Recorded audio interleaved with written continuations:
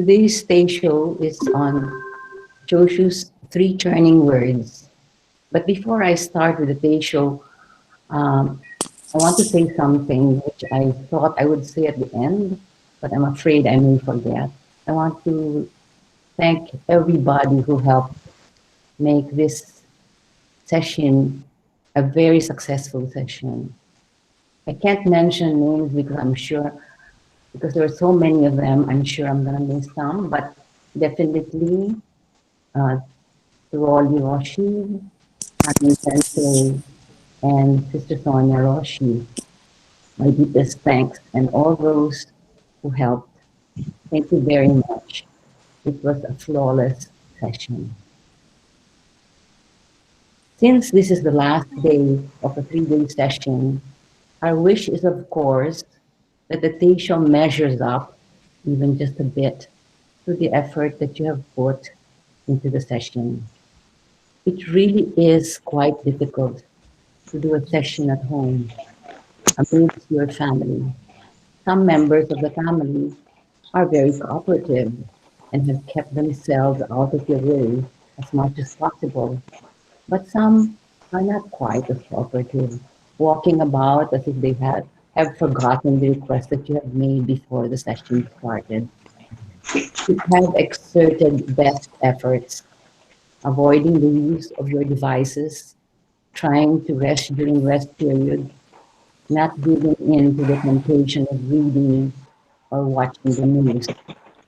Yes, it may have been difficult, but he did it. And now it's coming to an end. It is most it is the most difficult time of the session. And yet for most of us, there is a feeling of relief. It is over. I did it. I feel accomplished. It feels like a victory. You almost want to shout hooray. Yes, congratulations. You did it. After the last three bows, you will surely reap all the benefits of the effort you have put in. And I pray that I shall be able to share with you a Teisho that does not fall too short compared to all you have put in. All we need to do is give you a small thought that you can keep in your heart, something you can remember when your determination begins to wane. Because of this, we have chosen to give a Teisho on Joshu's three turning words. Why have we chosen this koan? Partially because this is the koan that Joshu chose to test his disciples, but principally because we want to feature Joshu, a patriarch we can definitely emulate, someone we can look up to, one we can model, very transparent about his shortcomings, but making nothing of his unmatched humility and simplicity. And now, the koan. The koan has four parts. The first three are the three turning words, and the last part is the wrapping up. It puts together the three turning words. We have to emphasize this and not dismiss this fourth part. It actually contains all the first three parts. A, the Buddha made of wood will not pass through fire. If it does, it will surely be burnt. The Buddha made of clay will not pass through water. If he does, he will surely drown.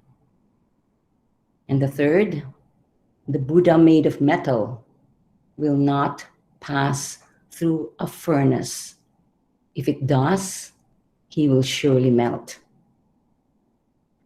And the last one, the true Buddha is sitting in the recesses of the house.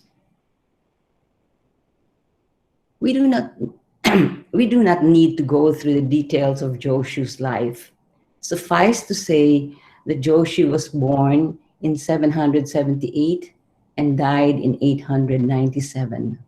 He died at the age of 120.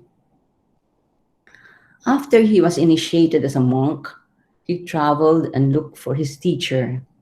He found Nansen when he was 18 and stayed studying under Nansen until Nansen died.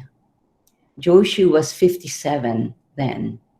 He stayed for a period of mourning and then traveled again, deepening his practice and learning from other teachers. It was only at the age of 80 that Joshu settled in a dilapidated temple in northern China and taught there. We will now work on the koan, but will every now and then touch on the beauty of Joshu's life of simplicity and humility. This is the life we wish to emulate, even if only a tiny bit of his example. We wish that this is 3-day session, we will be able to assimilate some of Joshu's way of life. Only some. The first part. A Buddha made of wood will not pass through fire. If it does, it will surely be burnt. Who is this Buddha made of wood? You know the answer to this. It is you. Whether it was you as a seed pushing and burning to be born as a tree, or you in your mother's womb also pushing and stretching to be born. It is you. For sure that in this moment of being born, as the seed of a redwood or a maple or a cherry tree, or pushing to be born as a little boy or girl, it is you. For sure, it was the real you, for there was absolutely no consciousness of you, no you, just being born. You were a sequoia, a redwood, amongst the tallest of the trees of the forest. You were so proud about that, but you were not happy. You also wanted to be the hardest, most dense tree. You wanted to be an ironwood. Still, you were unhappy because you also wanted to be a cherry or a maple tree, because you heard that these trees had the most beautiful grain and therefore much sought after by furniture makers. Achievement, achievement, pride, pride. And then you heard that there was a fire in the neighboring forest. This time, you wanted to be a cypress, known to be one of the most fire-resistant trees. You told your fellow trees, let us be like the cypresses, strong and fire-resistant. Let us bind together and not allow the fire next door to gut us. Let us be strong. Again, pride, pride. And you realize that you are the sycamore, the tree where they hung the person of color after being lynched. You are the person hanging, breathing to stay alive, pain and sadness permeating all pores of your body, defeated, downtrodden, dying. But you are a tree, and therefore wood. And the Buddha made of wood will not pass through fire. If it does, it will surely be burnt. You will surely be burnt, and you will succumb to the burning, allowing your pride and arrogance to burn, allowing your desire to be the best to burn, letting go of your ego, being totally defeated. With all the sitting for the 3 days, You realize that the best is to yield, to surrender, to burn, to let go.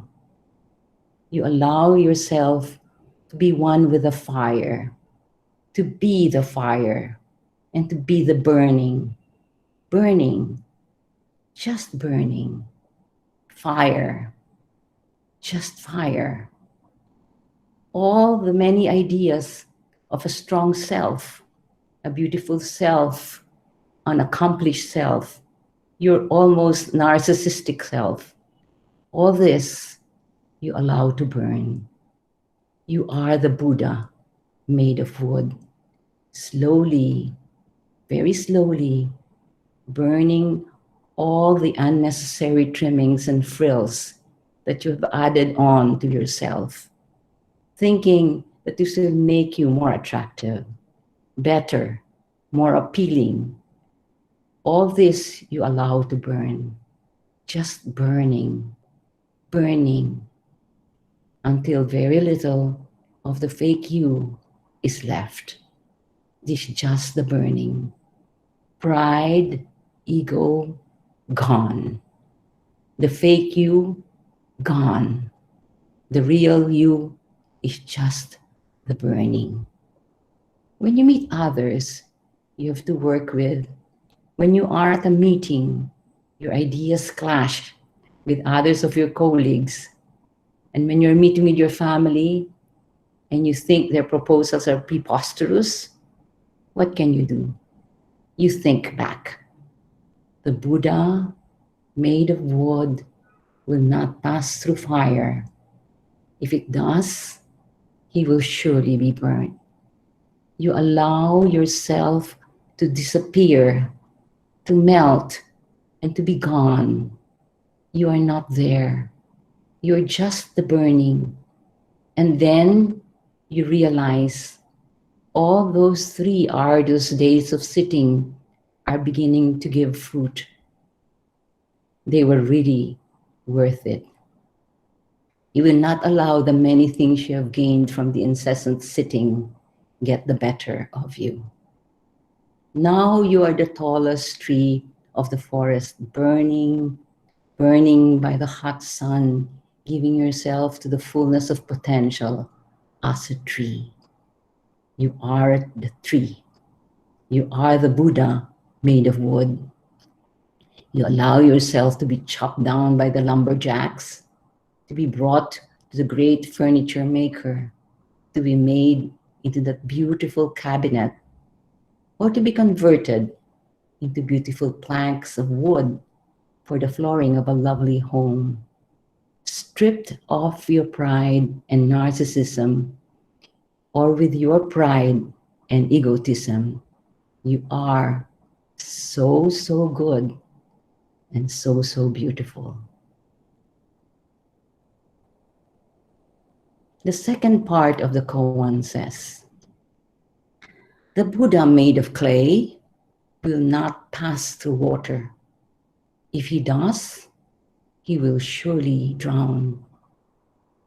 Who is the Buddha made of clay? Yes, it is you. Do you become the Buddha made of clay because of your perseverance throughout the 3-day session? No. As you are the Buddha made of clay. There are different forms of clay. Clay is formed from constant weathering of rocks. There are several kinds of clay. We have clay that is used for tennis courts. We have clay that potters use to make pots and vases. There is clay that is used to make hollow blocks or bricks, because cement is clay. Clay is used to make beautiful stoneware dishes, cups, and saucers. The most beautiful product of clay is porcelain. Porcelain plates, porcelain statues, porcelain figurines. Whichever one of the above you are, the koan says that you cannot pass through water. If you do, you will surely drown. But you must throw yourself in water. If you drown, then drown you will. Immersing yourself in water will cleanse you of all the anger, bitterness, resentment that you have accumulated in your being all these years. You, the Buddha made of clay, must allow all these long time buried bad feelings wash away. These are the blocks that are in the shaft we have been talking about. During your orientation, we explained how silence works. For years and years, many things have happened to you, different things that have made you angry and resentful. What are these things? Perhaps a spouse or a lover that cheated on you, maybe a parent that left you, or a business partner that cheated you. So many things happened to you. They need that they need not have happened ages ago. They could have happened recently. Someone lied to you, your child or sibling talked to you with disrespect. You were not given the trust they should have been given. More and more, on and on. You know it in your heart. You need not tell anyone. And during the session, you have been this Buddha made of clay. You allowed yourself to go through water, to wash away all these resentments, all this pain, all this hurt. Whether you remember them or not, being this Buddha made of clay, you allowed yourself to immerse in the water, letting whatever hurts you wash away, sitting, sitting, and washing all these heavy feelings. You will come out of the session feeling fresh, feeling cleansed, feeling renewed. The Buddha made of clay will not pass through water. If he does, he will surely drown. Do we hide from these difficulties?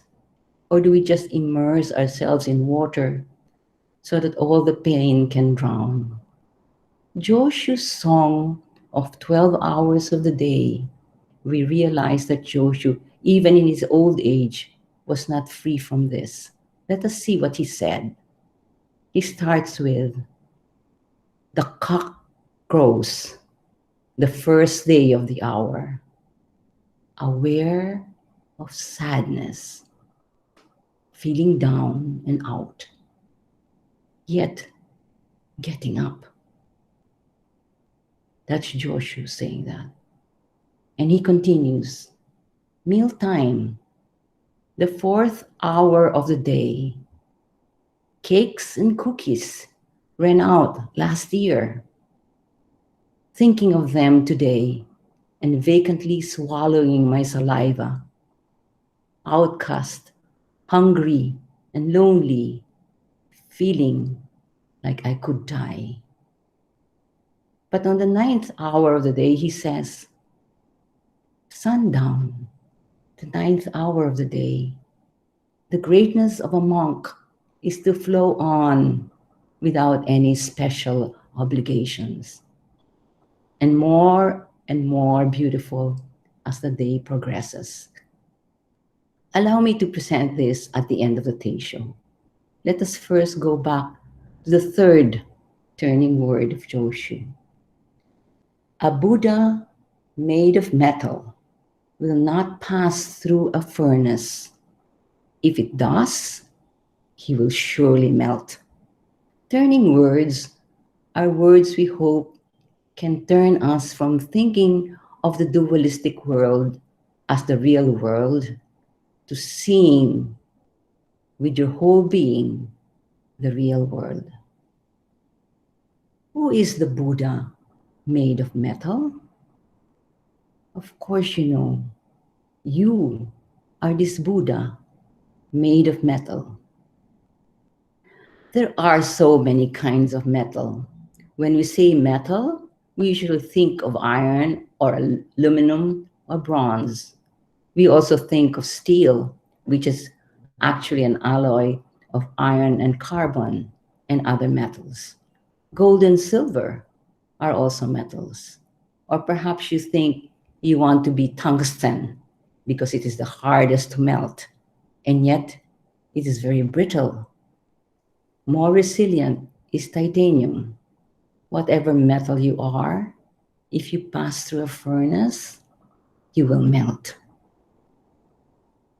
What is it that we want to melt? We want to melt our greed. Perhaps if we do, then Joshu's turning words will work for us. Does your ability to see the real world depend on how much of our greed we have melted away? Is it our purity of being that makes us disappear? Even if we have already seen our true self, if we do not continually put ourselves in the furnace and allow ourselves to melt, we will accumulate more and more useless debris and garbage. We will be unable to make ourselves transparent. Not making ourselves transparent will cloud our vision. Transparency begets clarity. So, what is greed?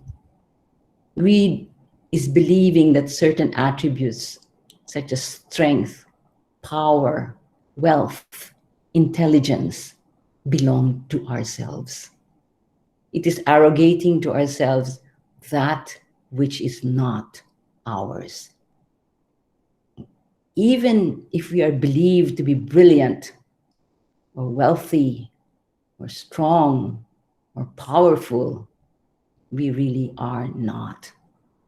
Greed is believing that we are these attributes. Greed is wanting more of this.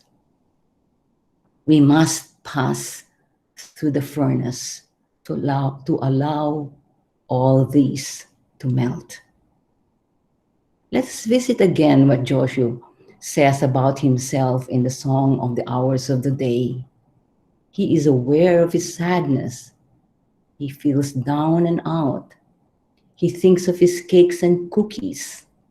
He is hungry and lonely. Are we like Joshu, so ready to admit our weaknesses? Or are we always conscious of our self-image?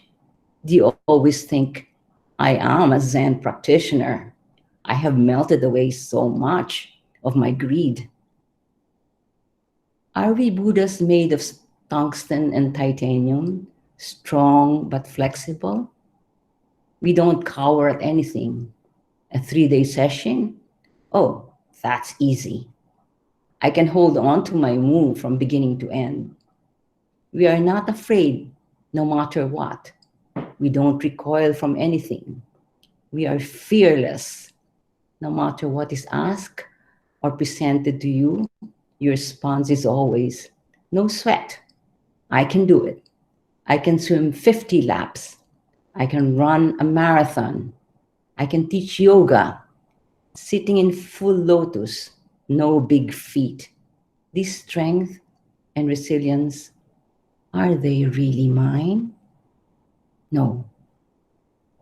And yet, totally attached and wanting more and more. We must go through the furnace so we can melt, thaw, and melt. Let go. Let go. Just flow. Are we Buddhas made of gold and silver, wealthy and brilliant?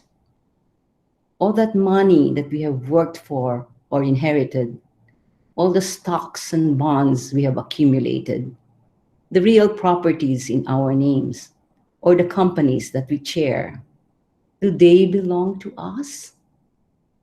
No. And yet, totally attached and wanting more and more. We must pass through the furnace so we can melt, thaw, melt, and thaw. Let go, let go, just flow. Why? They don't only call you bright, they say you are brilliant, quick to figure out solutions on your feet when confronted with a problem, very creative with solutions, with an unbelievable memory for figures, faces, and events. All of this brilliance, are they really yours? No. And yet, totally attached and wanting more and more. We must pass through the furnace so we can melt, thaw, and melt. Let go, just flow. Or are we Buddhas made of steel or copper or aluminum? We are competent, skillful, and indispensable. Are we Buddhas made of steel, indispensable, able to hold up buildings? Are we Buddhas made of copper, most useful for for the conduction of electricity? Are we then indispensable? Are we the most techy? Problems in the computer? Everyone depends on you. For organization and orderly process, they depend on you. All of these capabilities, are they really yours? Are they really ours? No. And yet, totally attached and wanting more and more. We must go through the furnace so we can melt and thaw, let go, and just flow. Not to be redundant, but just to emphasize, we are Buddhas made of wood, going through fire will surely burn us. But we must go through fire so we can burn some of our pride that we are attached to be pure enough to disappear, to truly experience our Buddhahood, to become true Buddhas. We are Buddhas made of clay, passing through water will surely drown us, but we must pass through water so we can dissolve some of the anger that we are attached to be pure enough to be gone, to truly experience our Buddhahood, and to become true Buddhas.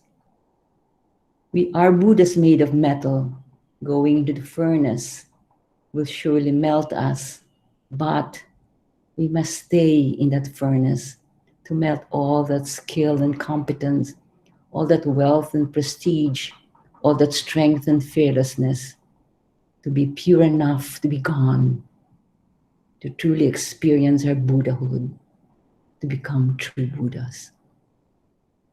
So, on the last part, this is what Joshu says.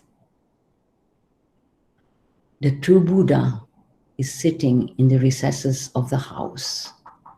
3 days of session, 3 turning words, 14 sits each day, struggling, focusing, staying steadfast, never relenting, never giving up, inhaling, exhaling, melting into moon. So, are we able to turn ourselves around? And when we do we turn around 180 degrees and end up on the other side of the world that we live in? Do we end up in a parallel universe? Is that what we think the real world is? A parallel universe that is vast and void and boundless? No. We must make a complete turn of 360 degrees, a turn that will bring us right back to where we stand. This is the real world, and it is the vast and void and boundless, right here where you stand or sit, right here where you are, right now, this very moment when there is no time, where you stand alone but together with all existence. This is the real world. Who is the true Buddha that sits in the recesses of the house? It is the dust that has not been swept away. He is in the cobwebs, not seen, and therefore not dusted. He is in the car keys, in the ashtray, the wastebasket with soiled tissue, the fridge and the microwave, but also you sitting quietly. And Joshu said, cakes and cookies ran out last year. Thinking of them today, vacantly swallowing my saliva, seldom having things together, incessantly sighing. What about you? You go to your fridge and have a choice of desserts. Hardly a week passes that you are not able to eat what you enjoy. Food always available. No need to sigh.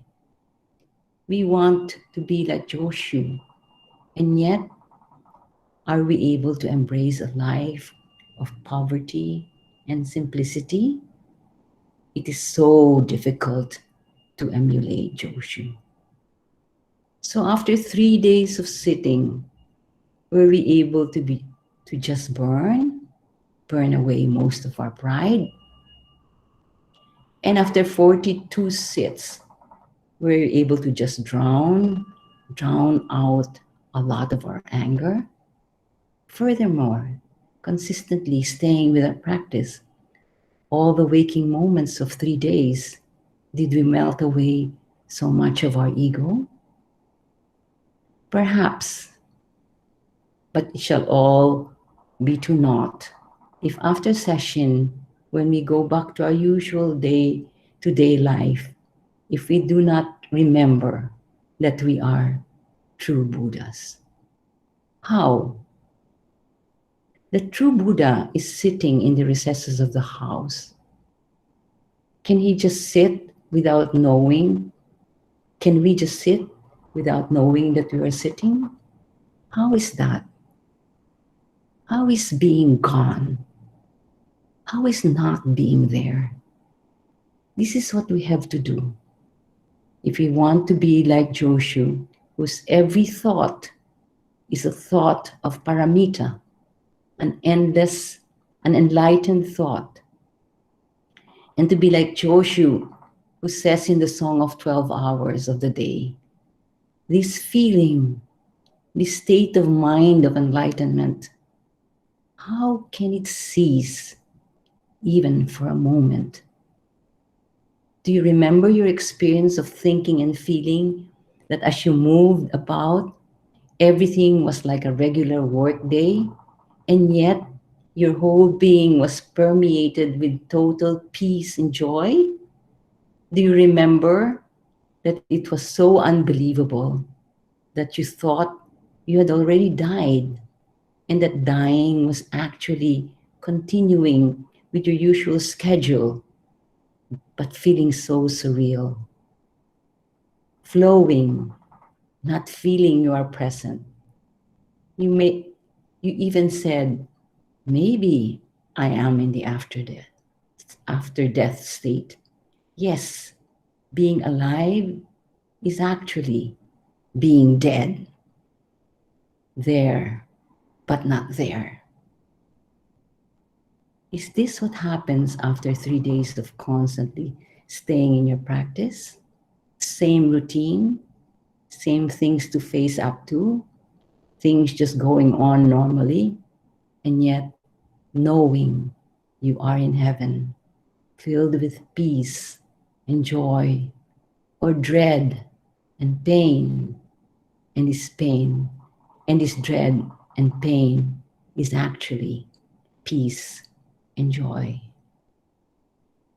And so Joshu said, nothing in particular made me ask to be a country priest, outcast, hungry and lonely, feeling like I could die.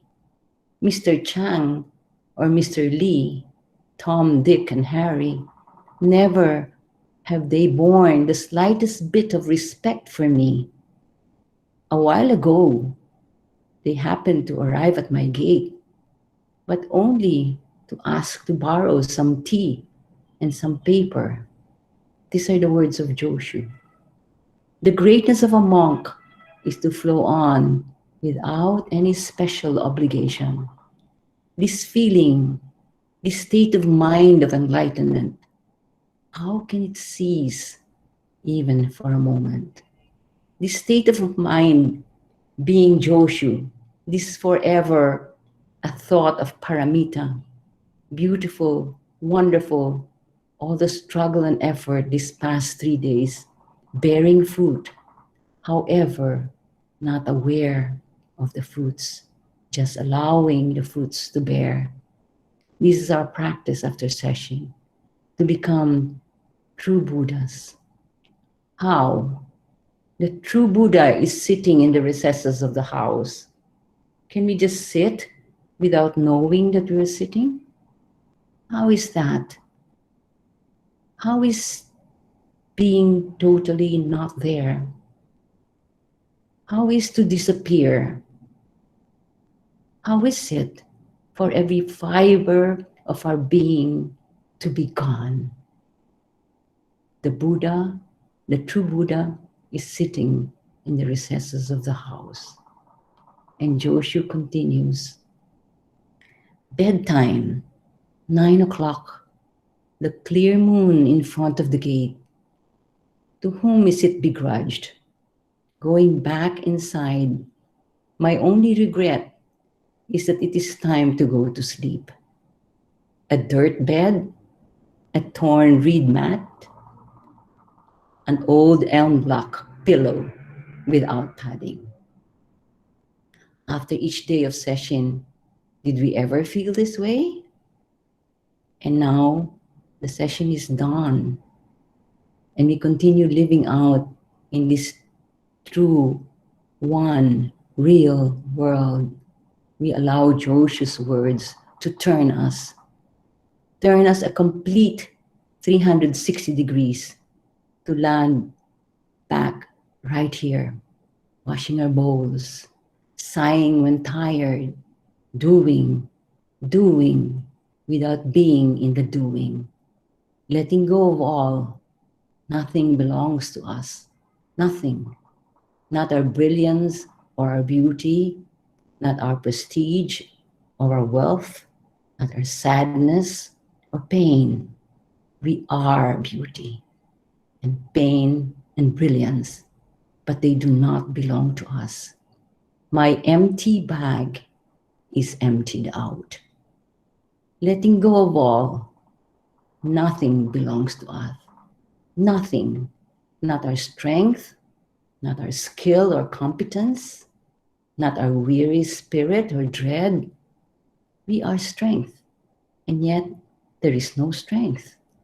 We are competence, and yet there is no competence. We are a downtrodden spirit, but they do not belong to us. My empty bag is emptied out. Letting go of all, nothing belongs to us. Nothing, not even the fruits of our 3-day session. My empty bag is emptied out. This is the real world, and it is vast and void and boundless. Right here, where you stand or sit, right here where you are, right now, this very moment when there is no time, where you stand alone but together with all existence. This is the real world. Thank you.